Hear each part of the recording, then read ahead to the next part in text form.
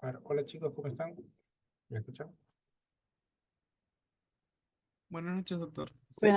Buenas noches, doctor. Sí se escucha. Ok, listo.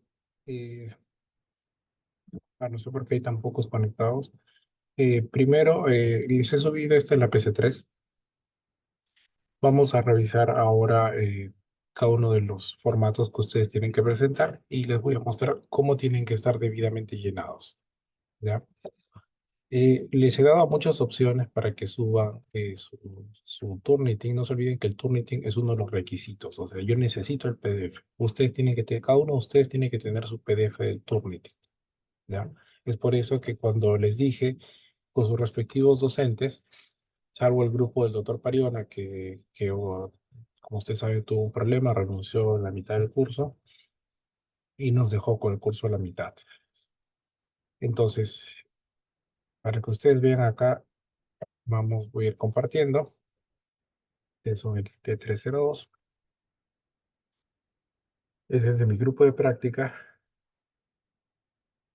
Y con respecto a mi grupo de práctica, por ejemplo, aquellos que tienen más de 24 están inmediatamente jalados. Esa es una norma. En la PC2. Ya. El plazo ya terminó. Ahora pasamos rápidamente a la PC3. Ustedes pueden seguir subiendo, por ejemplo, ¿qué pasa si alguno de ustedes jaló la PC2 porque tiene más de 24% y no levanta esto para la PC3? Sigue teniendo cero por si acaso. ¿Y qué pasa si llego a la PC4, que es la última semana, que no falta nada, y sigo con más de 24? Sigo teniendo esto. Aparte de esto, siguen teniendo cero cero. Entonces, hay varias recomendaciones que les he dejado. Vamos a ir revisando una por una de ellas, ¿ya? Entonces, no sé si por favor presten mucha atención, por favor.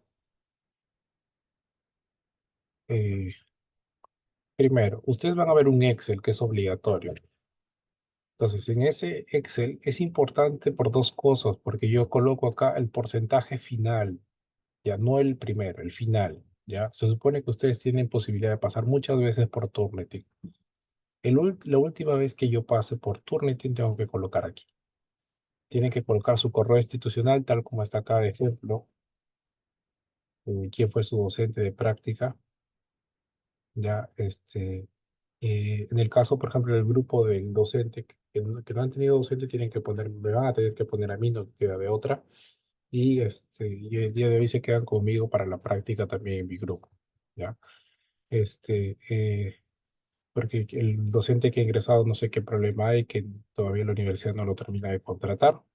Acá tienen que poner la sede en la que ustedes están matriculados. Ojo, matriculados. ¿Dónde se han matriculado ustedes? Si están en Chorrillos, Chorrillos, si están en Ica, Ica, sino Chincha.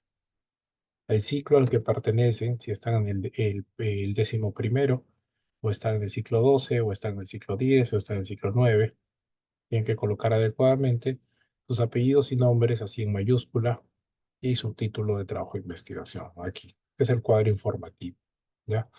Entonces, cuando ustedes terminan su proyecto, el que envía su trabajo al comité de ética es su docente de práctica. Ojo, su docente de práctica envía al comité de ética, ¿ya? Ustedes no envían. Entonces, ese es el primer formato. El segundo formato, voy a abrir el más fácil para que ustedes no se equivoquen. Estos formatos ya les he subido.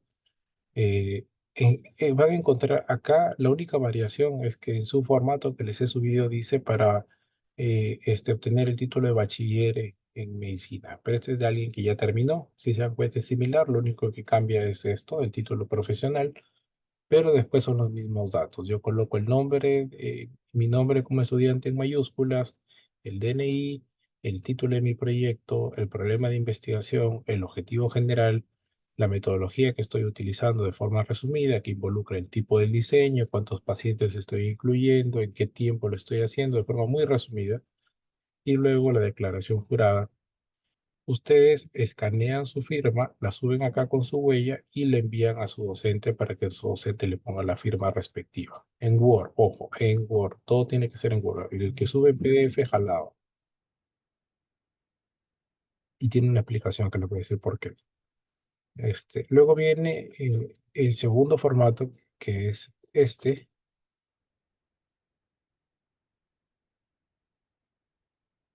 Ya. Acá, por ejemplo, ustedes van a llenar igual. Tiene que ser este formato, ojo, esta es la última versión del formato que se utiliza. ¿Ya? Entonces, ustedes acá colocan, por ejemplo, fecha, mes y año, nombre del autor del proyecto, slash el nombre de su asesor, pero a diferencia de esto, ustedes acá no colocan la X, sino colocan aquí, donde dice proyecto.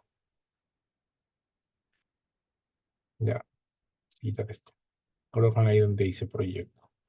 Luego ponen el título de la investigación y ponen el porcentaje que han obtenido en Turnitin con su respectiva huella, igual su firma, y dejan esto vacío para que su docente, en este caso yo, le pueda firmar.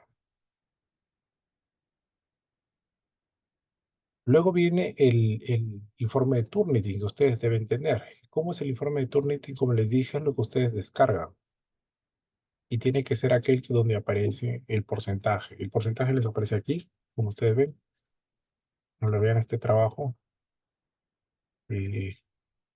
Acá. Menos de 24% y me aparece todo el reporte completo. ¿Ya? De todas las coincidencias y con todos los colores. Así tiene. Esta es otra parte de los requisitos. Ok, y luego viene el anexo más difícil de llenar, que este es el más complicado y donde les digo que por favor tengan mucho cuidado de cómo lo van a llenar. Sí, este es el que principalmente les van a revisar y por esto es que la mayoría de ustedes les pueden hasta rechazar. Entonces, voy a compartir acá.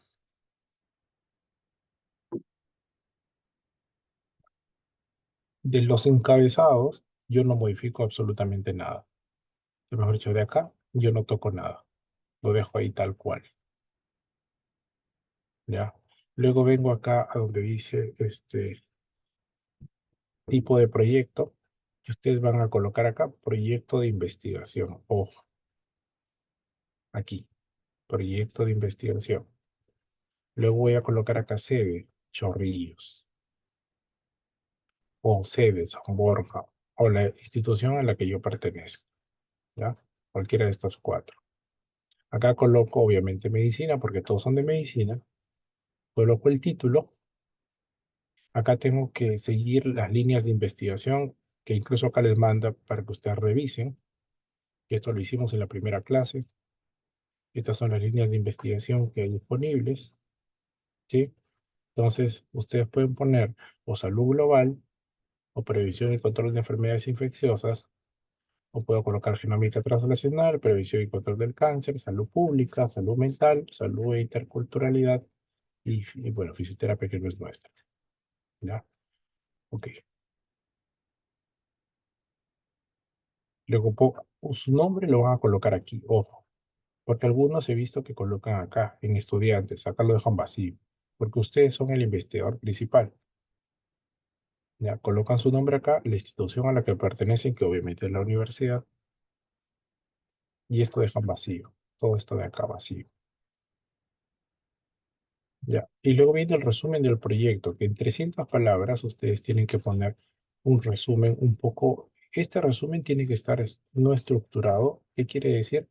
Que yo tengo que ponerlo a conciencia y tienen que definirse todas las partes dentro del párrafo.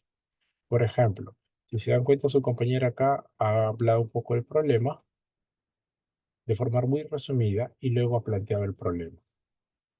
La finalidad en una sola oración y luego ha puesto la hipótesis. Hay unos errores ortográficos, pero bueno. Luego de esto que ha puesto, el diseño del estudio, vean ustedes, población incluida, tiempo, departamento, lugar, tipo de análisis estadístico que se va a realizar, ya, y listo, todas las variables y la herramienta, que es esta última parte de acá. Han usado RedCap, que es como si fuera, imagínense, como Google Sheets, es mucho más estructurado, pero en algunos hospitales tiene. Luego pongo objetivos generales, mis objetivos específicos, bien detallados. Y en esta parte, aunque no lo crean, es donde más errores hay. Porque yo no puedo poner fecha y hay de ustedes, que alguno de ustedes que me ponga la fecha del ciclo. Ustedes tienen que ponerme acá la fecha en la que van a realizar o en la que piensan realizar su trabajo. Por ejemplo, ¿qué pasa si yo pienso realizar mi trabajo desde julio hasta febrero del próximo año? Entonces pongo julio del 2024 a febrero del 2025. No me vayan a poner marzo del 2024 a junio, porque se supone que esto es prospectivo. Y si ustedes ponen eso, el comité de ética les va a decir errado y regresa otra vez a cero. Ya, por eso les digo, si ustedes me ponen acá con error, yo les voy a bajar puntos. ¿Ya? Igual también acá, todos los proyectos que ustedes hacen son autofinanciados, pero hay dos tipos de financiamiento, el no monetario y el monetario. Acá en no monetario ustedes ponen cero, ojo. ¿Ya? Porque el presupuesto no monetario es lo que yo estoy gastando en mi luz, en mi internet, en mi computadora, etcétera. En cambio, el monetario es aquel que yo sí he estimado en mi proyecto. Y ustedes han estimado, por ejemplo, 3.000 soles. Ponen acá 3.000 soles. Y esto vacío. Y finalmente ponen el nombre de la ciudad, Lima 2024, 24 de mayo de 2024. Ahí está. Entonces, más o menos, este es un proyecto que está adecuadamente llenado. Ok. Luego de eso, que es algo que ustedes deben saber, vamos a tener el proyecto final.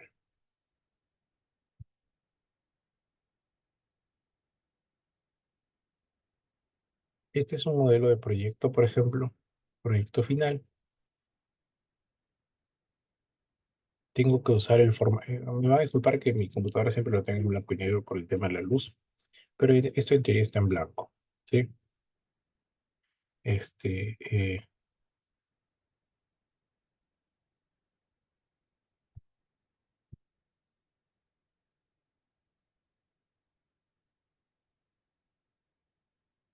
ok, vamos a utilizar el Copilot.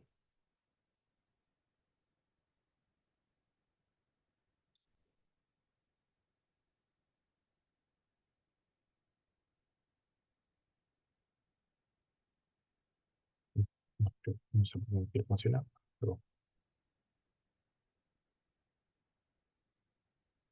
no sé por qué no quiere cambiarlo. Ok, habitualmente sí funciona. Entonces, lo que tienen que hacer acá principalmente es usar el formato que les hemos subido. Ya, solamente ese formato. Ojo, donde ese formato pone estas características.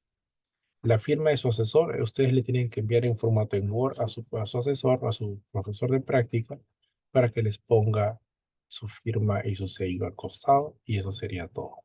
Entonces, no se olviden de seguir la misma estructura. Algunos de ustedes les he puesto baja nota principalmente porque no tienen referencias. Han escrito un planteamiento de problemas sin referencias, es un craso error. No pueden hacer eso. Ya. Después, como se dan cuenta, viene la justificación donde también pongo referencias. Luego viene la delimitación del estudio, pongo mis objetivos, eso también ya está. Y luego vienen los antecedentes. Entonces, en los antecedentes yo tengo que narrar principalmente. Por ejemplo, acá encontré un metaanálisis de Taiwán. Aquí está. Aquí hay otro estudio de Australia. Aquí está.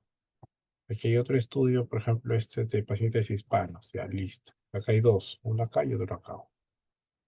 Luego, estudios nacionales. Como se dan cuenta que hay una referencia. Y acá, ese es un proyecto obviamente de pregrado. Pasa rápidamente a otra. Y todo tiene que tener referencias. Yo no puedo poner un marco teórico sin referencias. Es un pecado. ¿Ya? No pueden hacer eso porque esto es para que ustedes se gradúen, acuérdense. Tiene que todo tener referencias. Como ve acá, 19, 20, 21, 21, 22, 23. etcétera. Seguimos acá con marco teórico, creo que ahí acaba. Luego viene la hipótesis. Obligatorio, hipótesis general. Hipótesis específica confunden mucho. Yo siempre les digo que lo saquen. Para mí no hay hipótesis específica. Entonces, esta parte de acá, por ejemplo, no es necesaria. Suficiente con que tenga la hipótesis general. Listo. No se necesita más.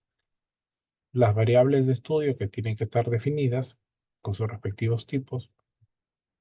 Y la personalización de variables idealmente va como anexos. Esto se manda a anexos. Esto tiene que ir en anexos. ¿Ya? Todo esto en anexos.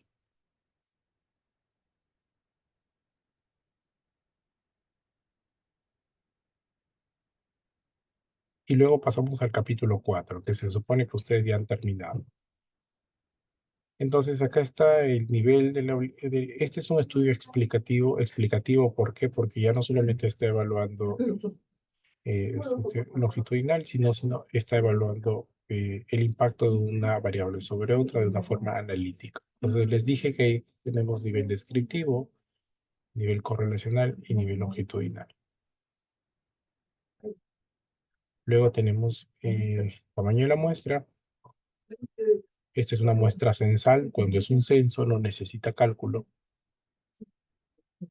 porque evalúa a todos los pacientes. Criterios de inclusión, criterios de exclusión. Acá hay métodos de recolección de información. En este caso se hizo por Red Capture, que es RedCap. ¿Ya? Pero yo tengo que poner principalmente qué tipo de diseño estadístico estoy realizando, ¿ya? Y aspectos éticos relacionados al estudio. Estos son todos los integrantes. Y finalmente el cronograma. Y con eso se acabó. Luego en anexos yo tengo que poner principalmente, esto no tiene una herramienta, tiene una ficha, ojo. Entonces yo no estoy, esta persona está evaluando por lo general variables de forma secundaria. Entonces yo no tengo nada que validar acá, porque simplemente está recopilando datos de la historia clínica. Ven ustedes como prácticamente está recopilando simplemente datos de la historia clínica y con eso se acaba el proyecto. Ok, ¿hay alguna duda hasta ahí? Y eso es todo lo que tienen que tener para acabar el curso.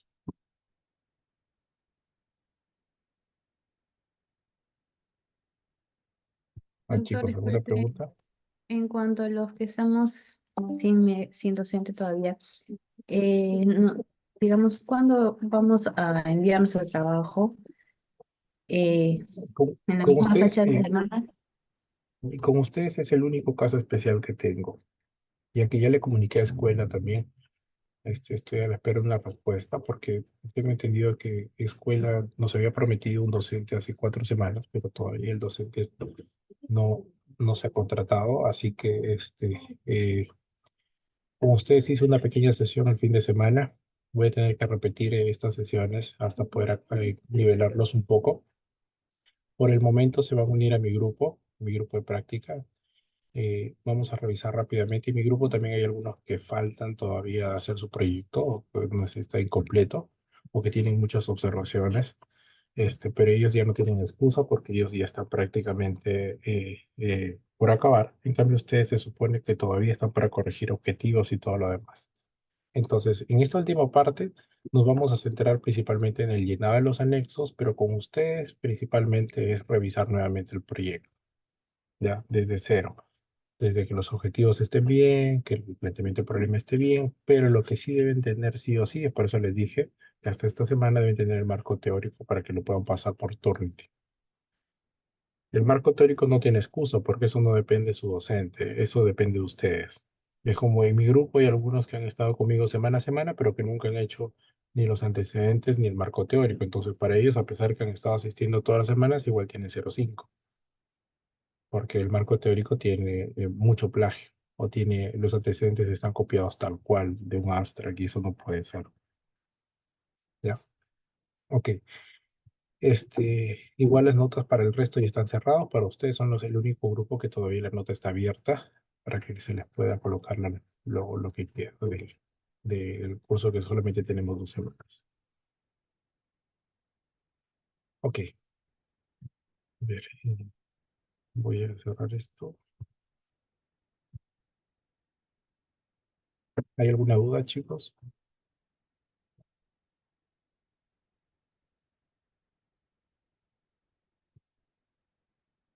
Para ustedes, el grupo que está atrasado, les di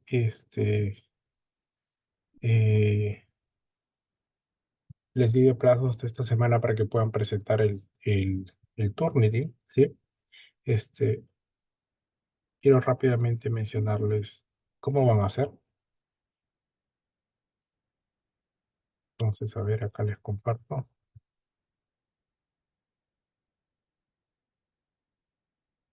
A ver, creo que con la delegada les dije de que ustedes entran. Les he creado una sala que se llama Tesis 1 2024-1 Lima T302 Pariona, porque este es mi grupo.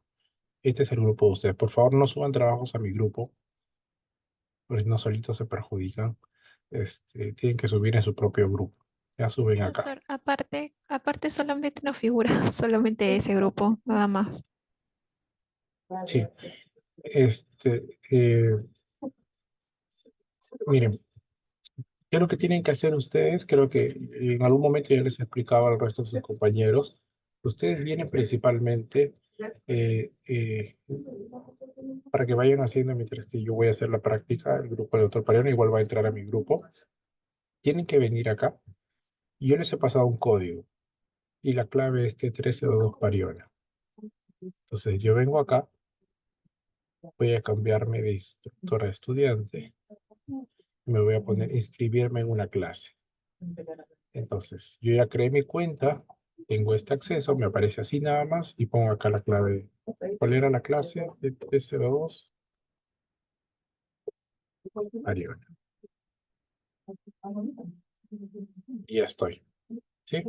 ¿Ven que ya ingresé? Entonces me va a aparecer esto y ustedes acá ya tienen acceso. Entonces entro acá, donde dice abrir, y aquí ya me aparece para cargar mi trabajo. Cargo mi trabajo, subo mi archivo e inmediatamente me tiene que salir mi resultado. Que en este caso, como ustedes pueden ver, solamente 2 de sus compañeros han subido, uno de los cuales tiene 27% Y y el doctor, una otro tiene consulta. 67%. No sabía que se tenía que quitar el índice y Sí, a también lo ver, que era la hoja de línea de investigación y la hoja personal que era de tesista. esta carátula queda, no se saca, porque la única forma de saber que le pertenece a ustedes. Esta parte de acá lo Claro. pueden sacar. Esto también lo pueden sacar. El índice les aconsejo que lo saquen, porque si no les va a generar plagio. Doctor, Luego, no se proyecta lo que está. Ay, doctor, Estas una consulta. estas Ajá. indicaciones les he dado a todos.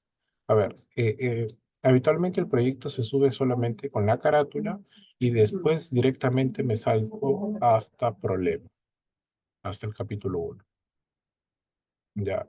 Esto es lo que habitualmente se suele subir. Ahora, ustedes tienen envíos ilimitados, o sea, ustedes pueden enviar cuantas veces quieran. Doctor, no eran Obviamente, 3 ustedes tienen que dar, oportunidades. les explico, déjame terminar de explicarles. Tienen envíos ilimitados, pero son 3. ¿Qué quiere decir? Que a partir del tercer envío se empieza a demorar y eso sus compañeros les pueden contar, ¿sí? Porque creo que en mi grupo también hubo ese problema que se han dado cuenta que a partir del tercer envío se vuelve lento, ¿sí? ¿Les ha pasado? A ver, chicos, ¿alguien que le haya pasado? Sí, doctor, Sí, doctor. 24 horas en que aparezca el resultado. Así es, así es. Entonces, después del tercer envío ya empieza a demorarse 24 horas, 15 horas, 12 horas, 10 horas. Entonces, use sus 3 primeros envíos con mucho cuidado. Entonces, yo puedo enviar una primera vez, listo. Entonces, por ejemplo, acá, yo ya sé que tengo que modificar esto. Tengo que parafrasear, porque es ahí donde me detecta plagio. Otra cosa acá, por ejemplo, aquí no es necesario que coloque muchas cosas. Para empezar, estas definiciones de acá, por ejemplo, este de acá está copiado tal cual. Entonces, el Turnitin es muy sensible. ¿Ya? Entonces, yo acá yo ya sé qué cosas tengo que modificar, por ejemplo. Y eso que ustedes solamente han subido marco teórico. Entonces, imagínense que si yo termino el proyecto en la parte de diseño y todo lo demás, esto ya no me va a salir como 24%, sino me va a salir 40%. Entonces, es por eso que yo debo procurar que con mis primeros envíos tener menos de 20, para que cuando le envíe finalmente tenga 22, 23, como le salió a su compañera que le presenté previamente. ¿Ya? Otra cosa, está prohibido usar comillas. No, yo no debo usar comillas en ningún lugar. ¿Ok? Si es que yo salgo, uso comillas, me va a salir esto. Vamos a ver.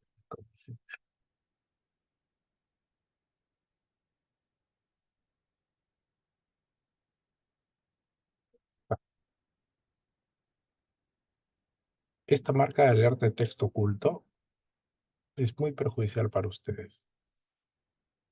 Ya, así que yo tengo que evitar colocar texto oculto. Acá me dice que en la carátula hay texto oculto. ¿Dónde? Ya, en 3 páginas me dice 22 caracteres. Entonces ahí tiene que tener mucho cuidado porque si yo pongo texto oculto, que principalmente son las comillas, obstaculiza el Turnitin y se entiende que es plagio.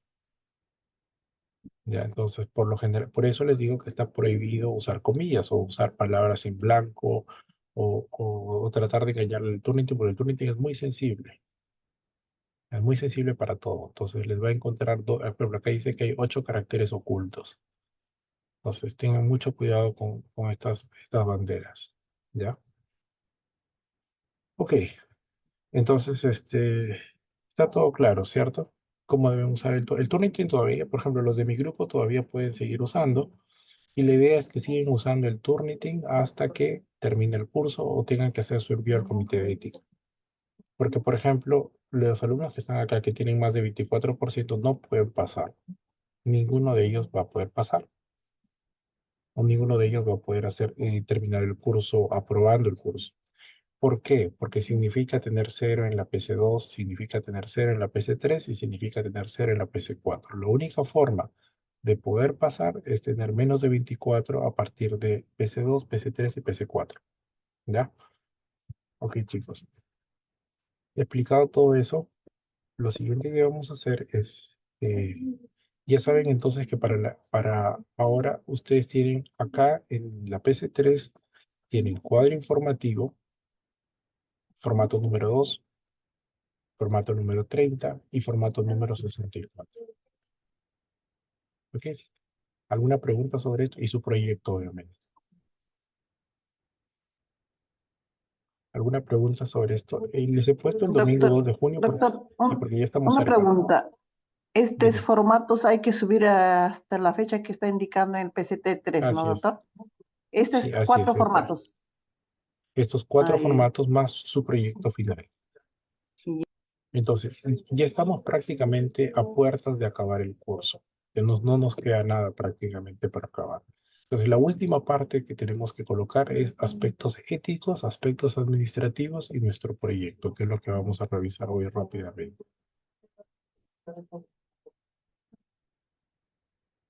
Segundo.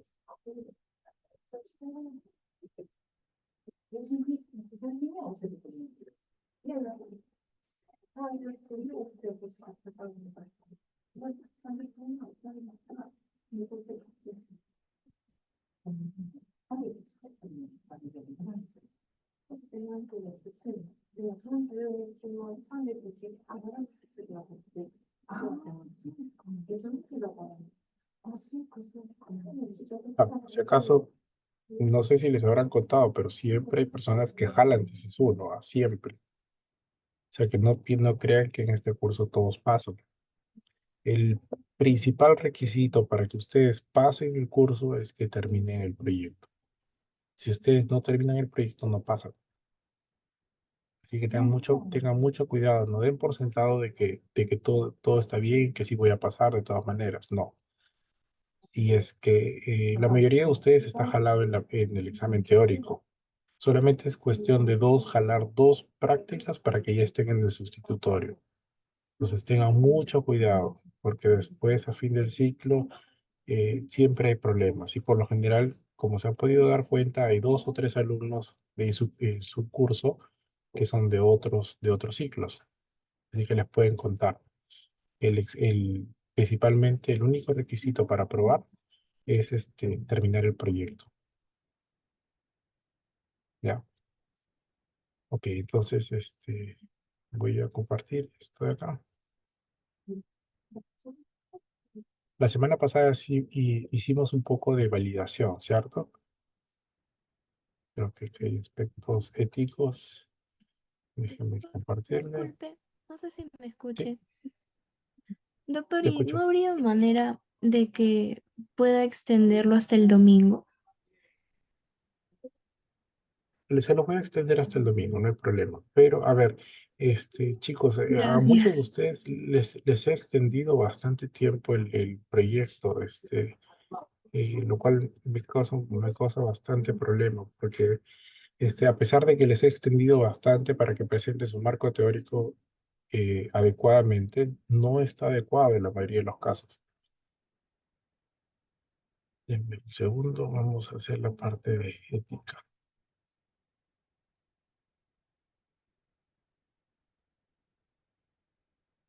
La semana pasada hicimos todo lo que es validación, ¿cierto?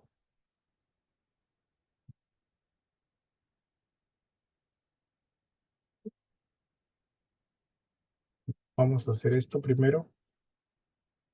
Es una diapositiva un poco antigua.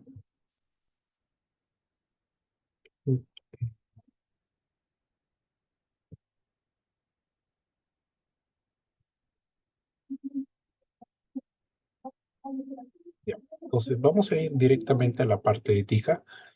Y ustedes deben saber que hay 4 principios que tenemos en investigación, ¿cierto? Autonomía, beneficencia, no maleficencia y justicia.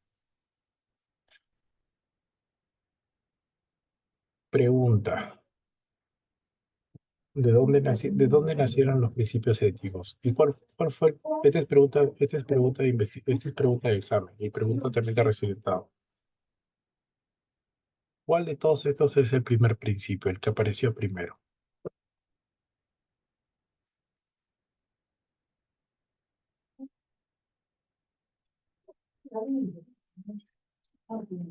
A ver, chicos, ¿cuál de todos estos principios es el que apareció primero? El de no maleficencia. ¿Alguien tiene una idea de cómo apareció la ética de la investigación? ¿Alguna otra idea de su compañero?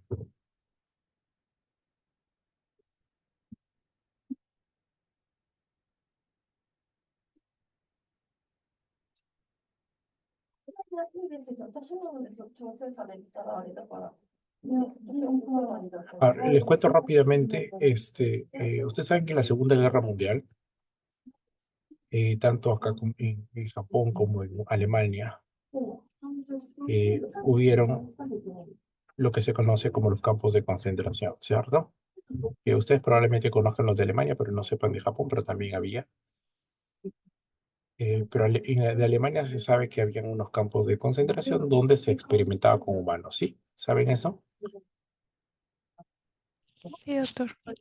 Ya, entonces, a partir de eso, luego de que terminó la guerra, hubieron unos juicios. Ustedes recuerdan los juicios de Nuremberg.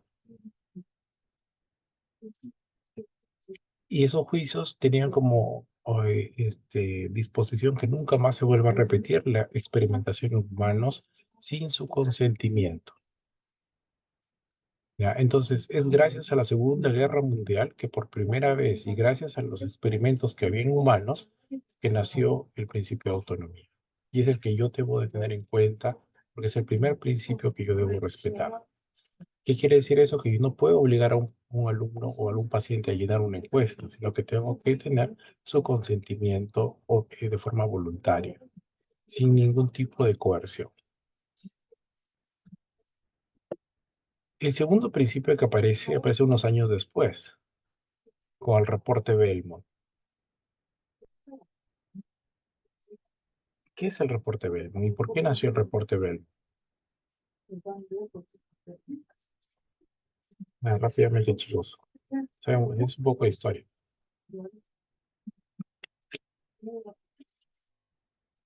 ¿Por qué nació el reporte Belmont? Algunos que les he enseñado redacción saben, eso lo he dicho, siempre lo digo. ¿Qué pasó en Estados Unidos para que se genere el reporte Belmont?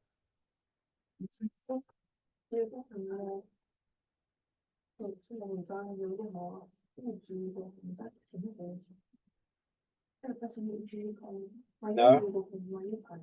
¿Han escuchado el experimento de la sífilis? Ah, sí, sí.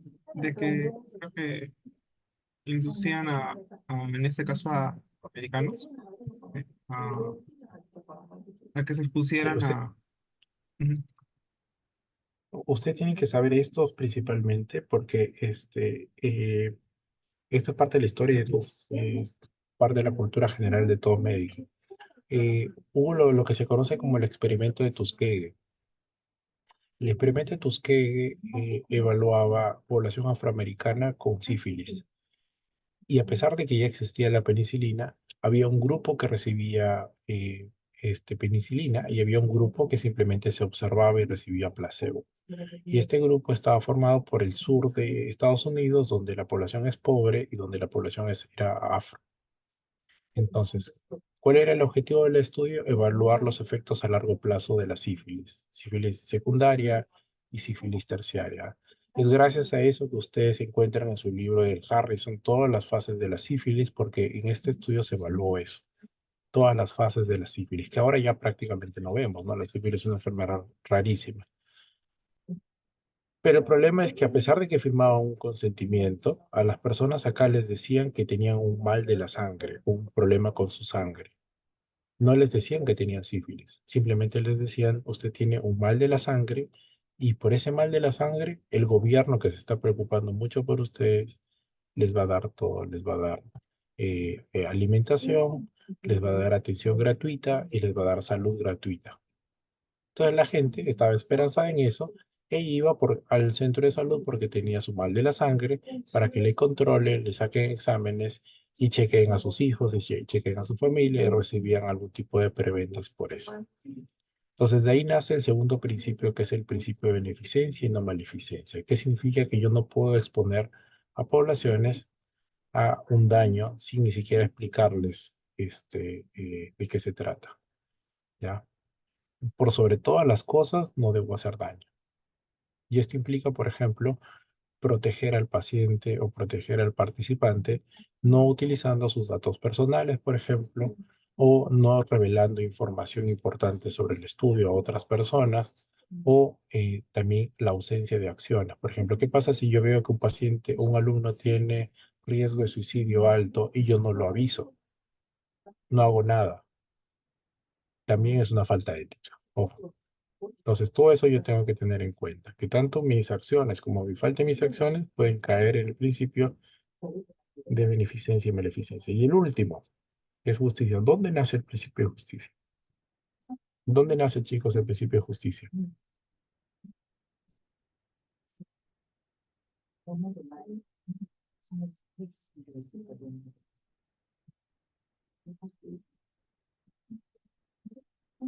Chicos, ¿alguna idea?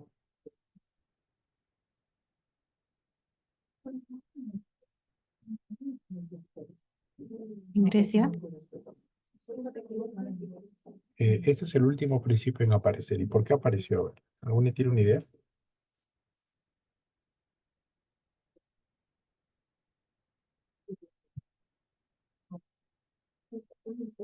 Esto fue gracias al HIV. Y no sé si ustedes han escuchado que está el estudio de transmisión vertical, específicamente. Les pongo el escenario. Gestantes de Estados Unidos se comparaban con gestantes de África. Gestantes de Estados Unidos con HIV positivo se sometían a procedimientos para evaluar la transmisión del HIV de madre a hijo. Entonces, ¿qué se les daba a las mujeres en Estados Unidos? Se les daba AZT y a las mujeres en África se les daba placebo.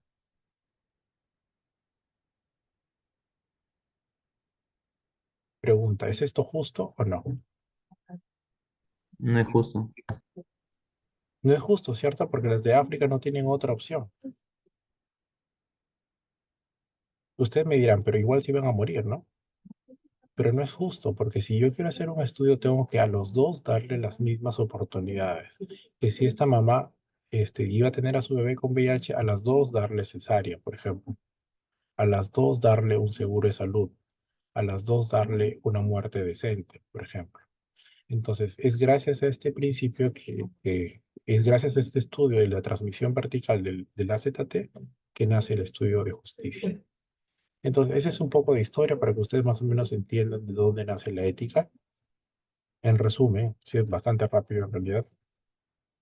Entonces, ¿qué quiere decir? Que en mi estudio yo tengo principalmente, perdón, ¿qué tengo que hacer en mi estudio? No tengo que mencionar estos principios, pero lo que sí tengo que decir, por ejemplo, es, ¿qué voy a hacer para la autonomía? Entonces, uno, todos los pacientes van a participar de forma voluntaria, se va a obtener su consentimiento informado, se les va a brindar información del estudio, voy a darles todos los pasos necesarios y la información del investigador, la información del comité de ética. En relación al principio de beneficencia o no maleficencia, ¿qué voy a hacer? El estudio no representa ningún daño para la población, no se va a dar beneficios, no representa riesgos, no voy a dar prebendas, no voy a dar regalos, ¿sí? Y el principio de justicia, ¿qué quiere decir? Principalmente todas las personas tienen el derecho de participar o de salirse del estudio cuando crean conveniente. No se va a tomar ninguna represalia contra los participantes, etcétera.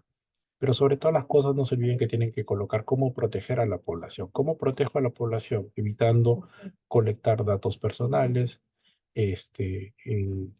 manteniendo privada la base de datos. Solamente ustedes pueden tener acceso a la base de datos. Todo eso tengo que colocar. ¿Ya? Hay casos especiales, por si acaso, cuando tenemos niños y gestantes. Cuando son niños, tienen que tener asentimiento. O sea, dentro de mis anexos yo tengo que poner consentimiento, asentimiento y ficha de información. Y en adultos solamente consentimiento y ficha de información. Gestantes es otro tema. Pero vamos a pasar un poco a la parte administrativa. Eso es el plagio.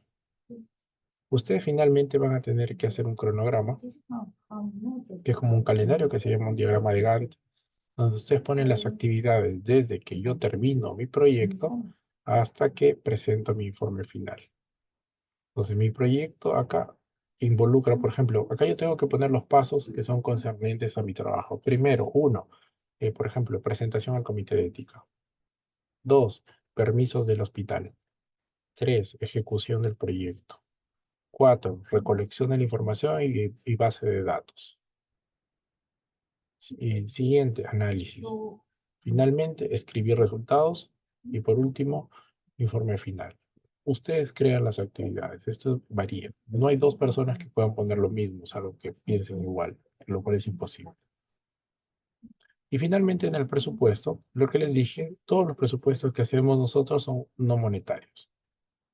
Ya, entonces tenemos todos los presupuestos que hacemos son monetarios, porque los no monetarios es el uso de su computadora, el uso de su celular, el uso de sus equipos, que eso de acá no colocamos. Entonces ustedes ponen aporte monetario, ya pongo, por ejemplo, voy a gastar 800 soles, para que tengan mucho cuidado. Ahí simplemente siguen el formato que les he dado, que está colgado en la página web, para que ustedes puedan colocar el formato final. Ahora, voy a terminar ya las clases mostrándoles la última parte, que es las herramientas. Uno de los anexos importantes que ustedes tienen que colocar, de las herramientas más importantes que ustedes tienen que colocar es su herramienta de recolección, o de los anexos más importantes, perdón. Mira acá. Ya nos quedó una semana para acabar el curso, chicos, así que Ahora tienen que agarrar velocidad para los que no han completado todavía. Entonces, eh, voy a ir pasando esto rápidamente porque algunas de estas cosas no son necesarias. Ya vimos hablar de la parte ética, ¿cierto? Entonces yo necesito saber exactamente qué finalidad tiene el test que voy a utilizar. Si es para diagnóstico, peritaje, certificación, evaluación, etc. Pero vamos a pasar. Ustedes van a escuchar del Likert. ¿Qué es el Likert? El Likert no es otra cosa que una metodología. Este es el Likert. Ustedes se dan cuenta que yo estoy evaluando acá una característica y que la estoy dividiendo en varios ítems, ¿cierto? Por intensidad. Yo puedo tener hasta acá nada más, hasta el número 5, pero la forma como estoy poniendo desde muy positivo hasta muy negativo o viceversa, esto se conoce como escala de Likert y que sirve principalmente para evaluar las actitudes. Pero ojo, el Likert no es una herramienta, es una estrategia, un método. Ustedes crean su herramienta, ¿ya? Si es que no la tienen. Entonces, hay unas características que deben tener los ítems, como por ejemplo que tienen que ser mutuamente excluyentes, que tienen que discriminar de positivos a negativos. Yo no puedo tener, por ejemplo, una herramienta que una pregunta es positiva y que luego una pregunta es negativa. Como por ejemplo, le puedo preguntar, ¿usted está a favor del aborto? Y me sale sí, 3 puntos. Y luego le preguntan, ¿qué tan en contra está del aborto terapéutico? Entonces la persona le va a marcar, por ejemplo, estoy totalmente en contra, -2 puntos. Entonces, 3 menos 2 sale +1. Entonces, esto es contraproducente. Todos tienen que tener la misma dirección. Si la pregunta, por ejemplo, está a favor del aborto, todas las preguntas tienen que ser positivas. Yo no puedo hacer preguntas negativas y todos los puntajes se tienen que sumar para que me salga un puntaje final. ¿Ya? Ahora, por otro lado, las preguntas tienen que discriminar entre los positivos y entre los negativos. Entonces, ¿qué pasa si yo estoy evaluando satisfacción, por ejemplo? Si tengo más de 20 puntos, tiene que ser satisfecho y menos de 20 puntos tiene que ser insatisfecho, por ejemplo. Eso es lo que tiene que cumplir un instrumento. Entonces, luego se evalúa la distribución normal de cada una de las respuestas, que esto es algo que les dije en la parte de las variables, ¿sí?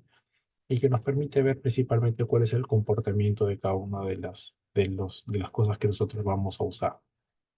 Entonces, luego se establecen índices de homogeneidad, correlaciones, esto es para principalmente la validación del instrumento que vamos a utilizar, pero era principalmente a qué se refiere esto. Recuerdan que les dije que cuando ustedes buscan validación de instrumentos, ustedes tienen que buscar correlaciones o tienen que buscar el alfa de Cronbach o van a tener que buscar el TRT. Y la clase pasada les estaba explicando un poco de esto, pero esta es un poco ya la parte más metodológica de cómo hacerlo, de que yo tengo que establecer un punto de corte en mi herramienta. Y de acá voy a decir que son positivos y de acá son negativos, si es que yo estoy creando la herramienta.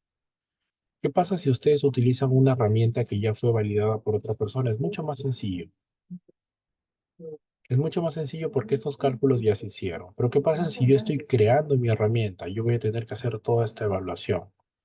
Por ejemplo, poner todos los puntajes que he obtenido, ver dónde están los percentiles, tratar de ubicar el punto de positivos a negativos y hacer una matriz de correlaciones entre cada una de las preguntas y el puntaje total. Eso es lo que idealmente se debe hacer.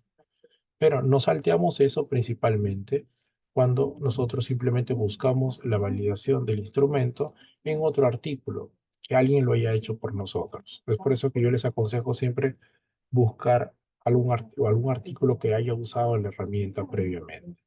Y estos dos conceptos que hicimos en la última clase, que fueron confiabilidad, que ustedes recuerden que son la repetibilidad de mis resultados y que se mide principalmente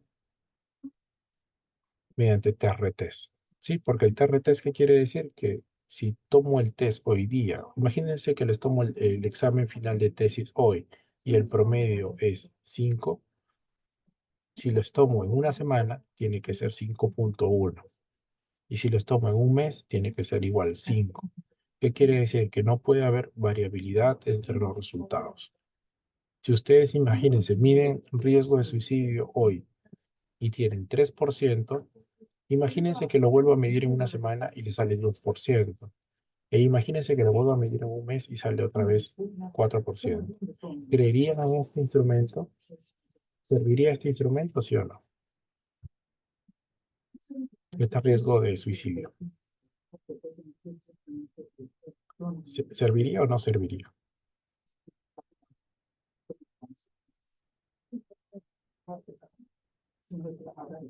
Así vienen las preguntas en el examen final, ojo. ¿Serviría o no serviría este instrumento? No, doctor. No serviría, ¿cierto? Porque tiene mucha variabilidad, tiene una alta variabilidad. ¿Y eso cómo se refleja? Como la confiabilidad. Entonces yo tengo que encontrar, cuando haga mi revisión bibliográfica, cuánto de test tenía ese instrumento. ¿Y cuándo considero que este test es bueno? Cuando tiene más de 0.6. Lo ideal 0.7. Pero por encima de 0.7 de variabilidad, o sea que el 70% de las veces da el mismo valor, este significa que el test es confiable. ¿Cierto? Entonces, ese dato los van a tener que ustedes colocar y la validez principalmente es cuando miden lo que debe medir y ya hemos hecho este tipo de validez de criterio, constructo y contenido y que les hablé incluso de la validez total, ¿no? Que les dije por juicio de expertos o también ustedes van a tener medidas como el alfa de Cronbach para poder evaluar. Y estos son los pasos que se suele hacer para validar desde cero un instrumento. Entonces yo primero defino mis variables, hago mi revisión de la literatura, encuentro sus dominios o dimensiones, decido qué ítems debo colocar, qué ítems no, hago una prueba piloto, y esto es importantísimo, y luego de hacer mi prueba piloto elaboro mi versión final. ¿Ya? Aplico mi instrumento, entreno al personal y finalmente genero mi matriz de datos. Eso es lo que se suele hacer, ¿ya? Entonces, para eso me sirve la operacionalización de variables, porque ustedes finalmente van a entender cuáles son las dimensiones y cómo las quiero medir, o qué puntos de corte voy a utilizar para crear mi herramienta, en este caso, síndrome metabólico, por ejemplo. ¿Ya? Yo necesito desglosar mi operacionalización y así voy a entender cómo funciona. Entonces, hay varias técnicas. Ustedes, por ejemplo, para la recolección de datos, ustedes me van a poner, doctor, yo voy a hacer análisis documental. ¿Qué quiere decir análisis documental? Voy a revisar historias clínicas en castellano. Yo voy a hacer observación. ¿Qué quiere decir? Ustedes se van a sentar y simplemente van a mirar o van a medir o van a hallar a los pacientes. Y aquí está donde la mayoría de ustedes van a hacer, van a trabajar con encuestas, muy pocos van a trabajar con entrevistas, que las entrevistas suelen ser cualitativas y no las solemos usar nosotros, lo usan más las enfermeras.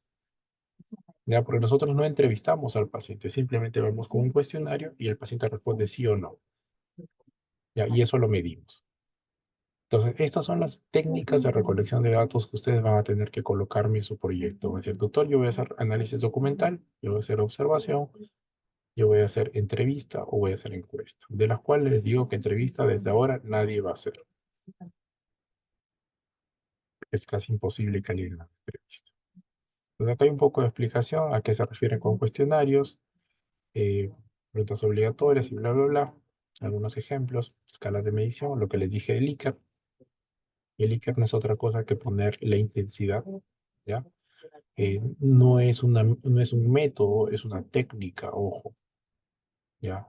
Una técnica para evaluar un concepto.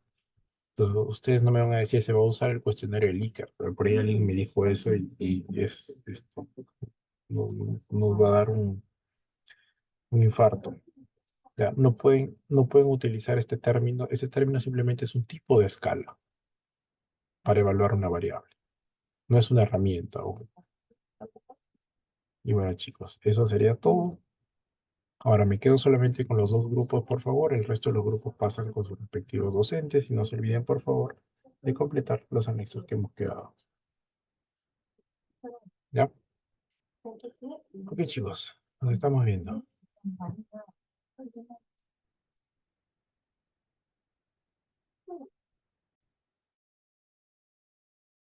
Gracias, doctor. Se queda mi grupo, por favor, nada más.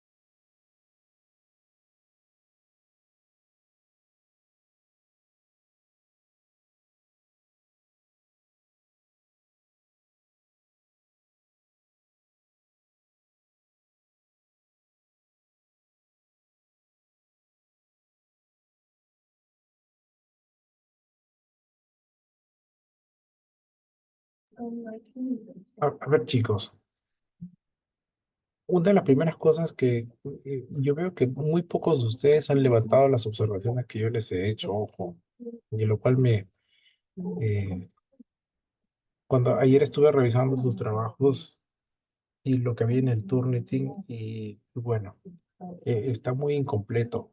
Entonces, a diferencia del grupo de sus compañeros que no tienen, pero no tienen docente, creo que incluso no tendrían ninguna excusa para no haber presentado su marco teórico completo. Y como les dije, solamente les he pedido 10 antecedentes, no les estoy pidiendo los 15 que pide el comité de ética, porque yo ya sé que el comité de ética solo como mínimo les acepta 10. Pero de ahí a no presentarlo, o de ahí a no completarlo, o de ahí a no poner referencias, ya, esos son problemas mayores, ojo. Entonces, lamentablemente en eso yo no les puedo ayudar, porque yo no les puedo decir que hagan un proyecto adecuado.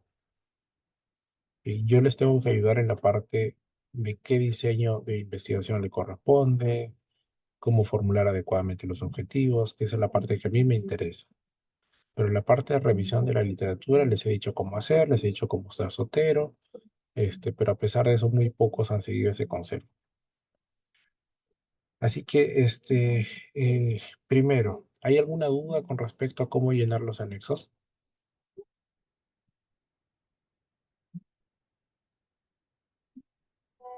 Doctor, disculpe, había visto en la parte de anexos en lo que usted había salido, había puesto en el modelo y había una parte donde decía especialista, metodólogo y especialista. ¿Eso también tenemos que A ver, anexarlo los tres? eh, ¿O cómo? esos son anexos, ojo, me están confundiendo. A ver, les voy a compartir pantalla para que ustedes vean. Una cosa son los formularios de anexos y otra son los anexos del trabajo. A ver, ustedes han visto esto, ¿cierto? Pero lo que me estás preguntando no es esto. Acá no está eso de No, especialista. no, no, no, no. Es del modelo de tesis que Del había modelo. subido. Ok. Ajá. A ver, para el domingo ustedes tienen que primero completar estos formularios que les he puesto acá, que es el formulario de su proyecto. Pero adicionalmente tienen que terminar su proyecto. Ya, porque la próxima semana es la última semana que tenemos. Entonces, ya no hay prórrogas, estamos ya en la última fase del proyecto, y ustedes necesitan completar estos 4 formatos. Luego, En la parte inicial, creo que es acá, voy a ir a ver como práctica, ¿dónde está? ¿A dónde les he subido esto?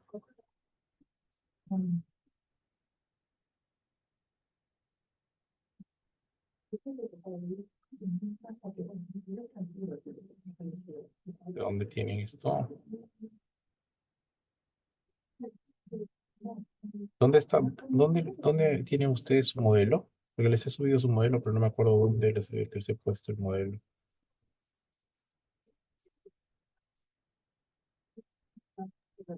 Ah, aquí está. Así está.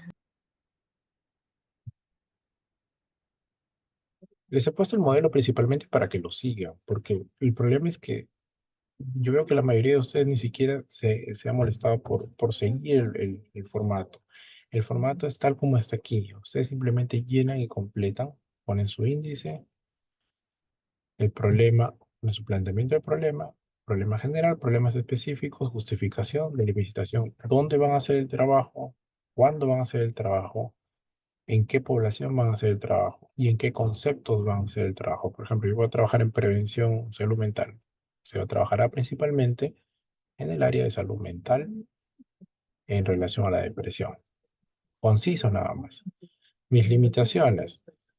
No, por ejemplo, no voy a poder alcanzar la muestra ideal o los pacientes me pueden mentir con al llenado de las encuestas. Eso tengo que colocar ahí. Los objetivos generales y específicos, que eso les he corregido miles de veces a algunos de ustedes.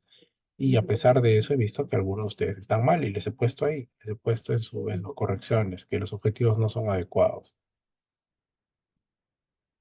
El propósito del estudio que se narra a futuro de los objetivos. O sea, si yo tengo mi objetivo general, que es, por ejemplo, evaluar los factores asociados a la depresión, yo tengo que poner el propósito. ¿Qué voy a hacer con esa información en el futuro? Por ejemplo, yo voy a narrar acá que voy a establecer un programa de prevención o me va a permitir hacer comparaciones de acuerdo a intervenciones futuras, etcétera.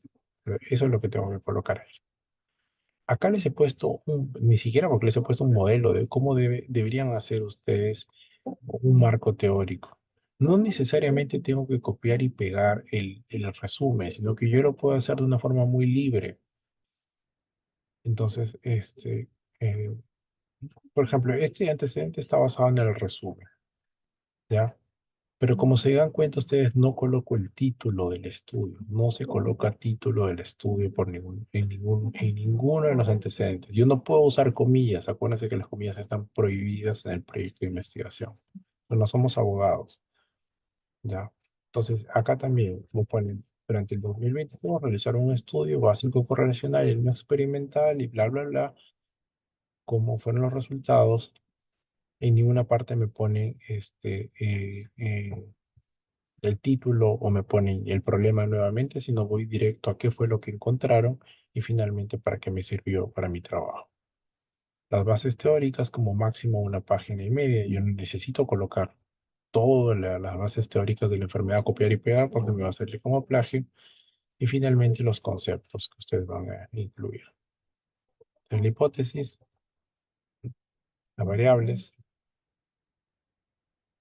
Esto ustedes acá colocan definiciones.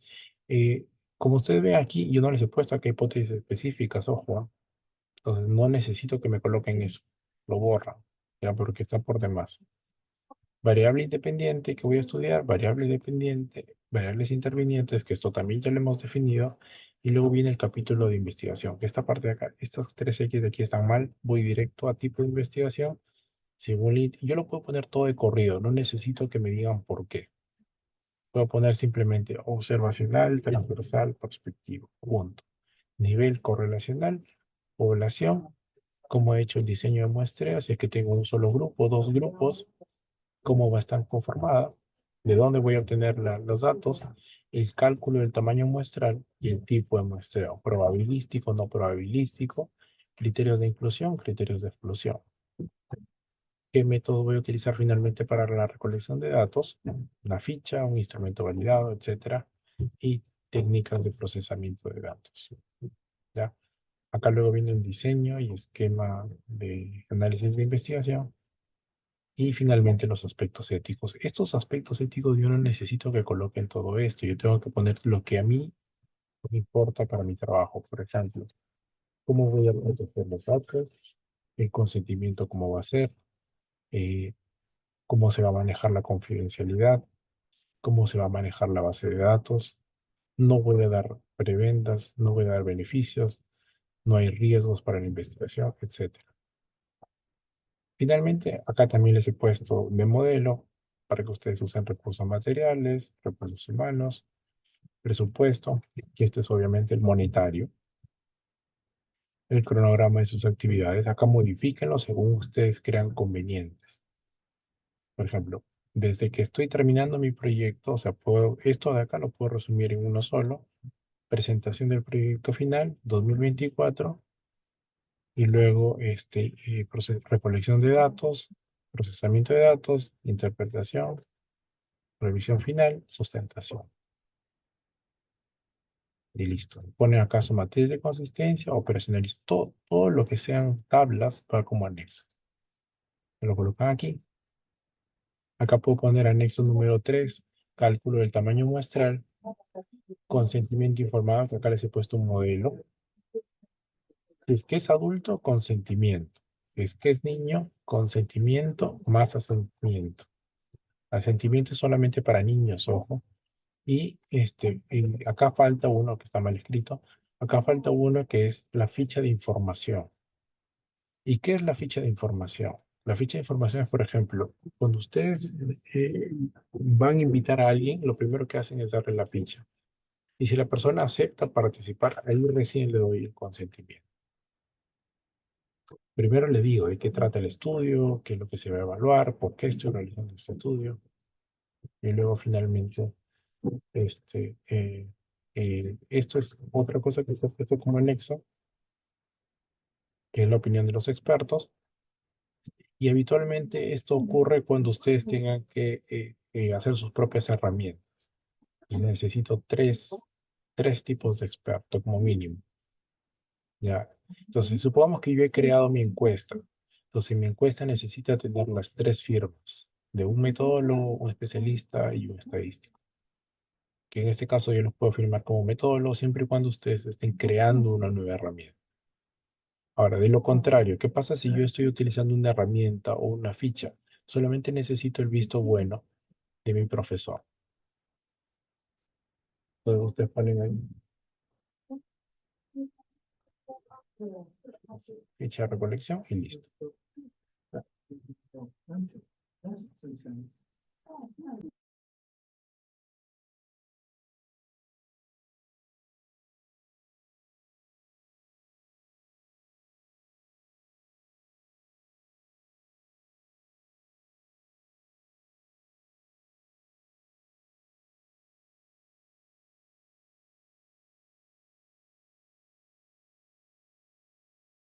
A ver, chicos, creo que tengo un contratiempo ahorita porque me están llamando a una reunión. No sé si se pueden conectar todavía en media hora. Perfecto, justo tengo una reunión ahorita. Nosotros sí, Oye, por oye, ¿nos este podemos mismo quedar? link, ¿verdad? Sí, e incluso pueden dejar el link abierto. Voy a dejar el link abierto. Y les voy avisando a ustedes para que puedan, me hagan disculpar porque si es justo, como es fin de ciclo, tengo varias reuniones. Me están avisando de que tengo una reunión a la que no he entrado. ¿Ya? Ya, está bien. Este, Está bien, doctor. se quedan, por favor. Hoy día nos quedamos de largo, pero sobre todo los dos grupos, porque necesito avanzar. Pueden salir, pueden volver a entrar. ¿Ok? Ujú. Doctor, ¿puede dejarnos activo el Turnitin, porfis? Sí, está activo. Está activo para todos, ojo, ¿ah? Ya.